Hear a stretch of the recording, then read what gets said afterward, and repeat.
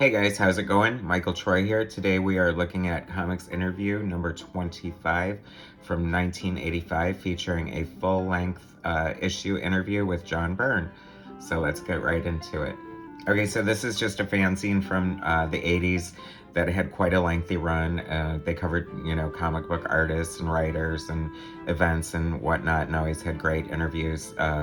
This issue is particularly special because it's a full-length interview with John Byrne, and it also features 30 full pages of previously unpublished pencil art by Byrne. It is basically his tryout for Marvel. It's a Fantastic Four story, so let's take a look at it.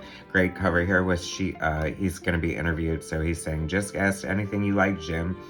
We'll find out who Jim is in a second, but he's backed up by Hulk, She-Hulk, and Sasquatch from Alpha Flight, my favorite John Byrne comic book. So She-Hulk was on the Fantastic Four during John's lengthy run, and then he did Sasquatch on Alpha Flight and then left Alpha Flight to do Hulk, so that's why they're all on the cover. So I thought it'd be fun if I kind of just read the highlights from the interview.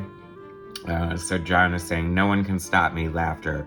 I'm an unstoppable juggernaut," and everyone who knows what an ego John Byrne has, that's hilarious. "I said to Rich Buckler, I'm John Byrne, and I want your job, laughter." So laughter is like the LOL of the 80s, and it means I'm serious. "I had 2 credits because I did 2 jobs. John always wore a lot of hats during comic books, penciling, writing, inking, layouts, lettering. Not too much of a colorer, or a colorist, I should say. He's colorblind. To kill off doesn't have to mean death.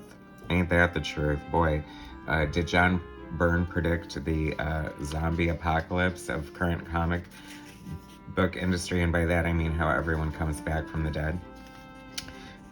I made the Thing a tragic hero he had turned into Fozzie over the years." I thought it said Fonzie at first, like Arthur Fonzarella from Happy Days, but he means Fozzie from the Muppets, how he's always like cracking jokes and whatnot. But hey, Fozzie's kind of a tragic orange figure himself, so good analogy, Byrne. I don't know if he did that on purpose, but whatever.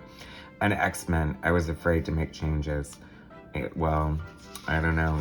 Apparently they are too, because they're rehashing the same stories you and Chris did years ago, Byrne, so don't worry about it. "The first issue of the FF happens right now."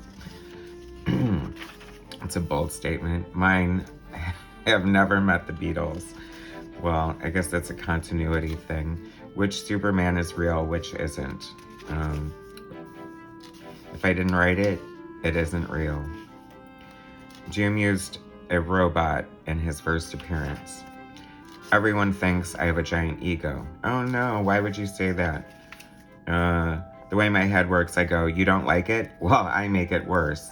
That's actually a good writing technique, I feel, because it draws people in, and the more angst I feel about something, I feel the more invested I am in it, like story-wise. "People hold up my X-Men and say, 'This is great. Why don't you work this way anymore?'"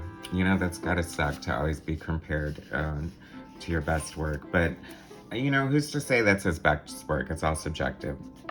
"They're conditioned to like the X-Men."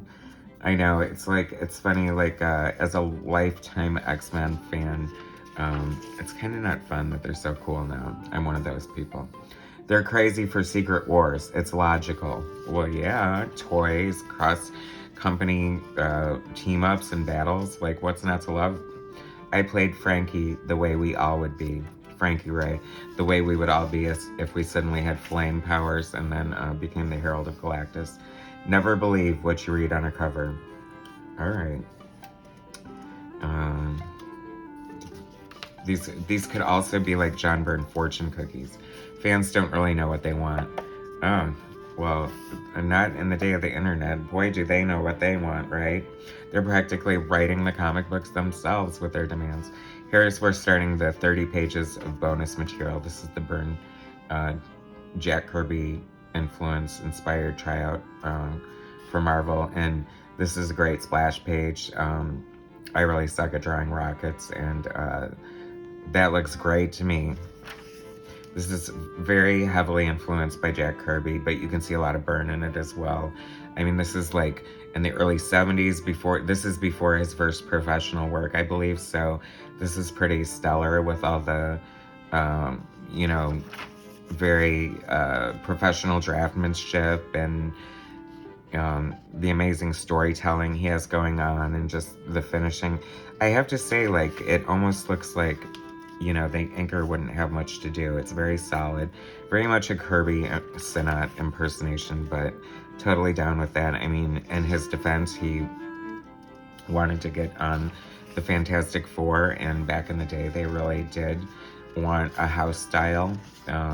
You can even listen to interviews with people like Bill Sienkiewicz, who, you know, faced a lot of guff for breaking outside of the house style. So you can obviously see the female Fantastic Four and Human Torch, you know, in this great city. I love the way he draws this. I can just see it inked and colored, like, from his run.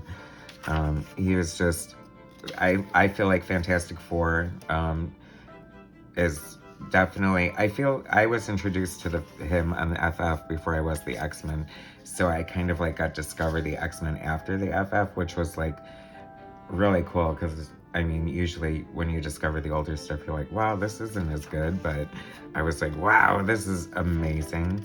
And but I'll always have a special spot for the Fantastic Four. I pretty much have a special spot for any of John Byrne's runs, especially his lengthier runs. But you know, he's definitely the artist that I hold. Was that the last of it? I don't know, but yeah, that looks like a final page. Anyway, great, you know, just basic 4 to 6 panel page layouts, which he's kind of stuck to that over the years, but now he kind of does like his wonky, like breaking the border panels and stuff. I mean, he's always done this, but it seems like he has a lot more angles now. I love superheroes, but don't say you're doing something bold and new, then do superheroes. Lots of, doesn't this just make you want to read the interview? I mean, lots of nuggets of wisdom. It's funny, but I think he, more than most anyone else, say perhaps Grant Morrison or somebody like that, has included himself in his own comics. But no ego there. On FF, I did 3 months of letter columns that were almost entirely fake letters. Oh my god, I have to read this as soon as I'm done finished recording this. We're producing more garbage than Stan and Jack. Garbage. None of it's garbage to me. There's more good stuff and there's more garbage. It's all garbage now. I can't even read a modern X-Men comic book. I'm sorry. They had no interest in doing Indiana Jones. What a great, I think he did the first 2 issues of Indiana Jones, and as usual, rocked it. Got some great inks by Terry Austin on there. When Hollywood does comics, the first thing they do is take the comics and throw them away. And that is exactly why Marvel succeeded with its last, 10 plus years of, or is it 20 now? Oh my god, of movies, because they left the comics in there and they just went right for the influences. And people toss me that as an insult, company man. Oh, there's a big controversy about Byrne being a company man and kind of crapping on Jack Kirby for wanting the rights to his art and blah, blah, blah, blah, blah. But hey, you know, if you sign up to draw Superman and then you want a stake in it, then you're probably asking for too much. However, if you had a hand creating Superman, I mean, I don't know, you know, that's a video for a different day. I say thank you. That's what it's all about. Gratitude. It's nice to see Mr. Byrne displaying some gratitude there. The noise now is about the return of art. You know, comics are just such an artistic medium. They can't exist without art, and I'll always be about comic art, and it's always influenced my art and why I wanted to be an artist and why I love art. So I dare you to challenge me on that. The Warlord, I think that's probably the weakest story that I've done so far. Gosh, I don't even remember that. Was that the Franklin? That was boring. If that was the Reed finding his dad thing, doesn't stick out in my mind. That was hysterical. She-Hulk inadvertently posing naked for Playboy because some helicopter caught her sunbathing nude on top of the Baxter building. Always getting a little pervy action in there. There's my beloved Alpha Flight. Alpha Flight were never created to have a book, you know, but I beg to differ, JB. I beg to differ. The only characters that had any spark at all were created by Stan and Jack. I'm gonna disagree. We're gonna agree to disagree on that one. I lost interest and it really shows. I don't think it ever showed from my point of view. He's maybe later, like some of the stuff, like Trio and stuff, wasn't as exciting for me.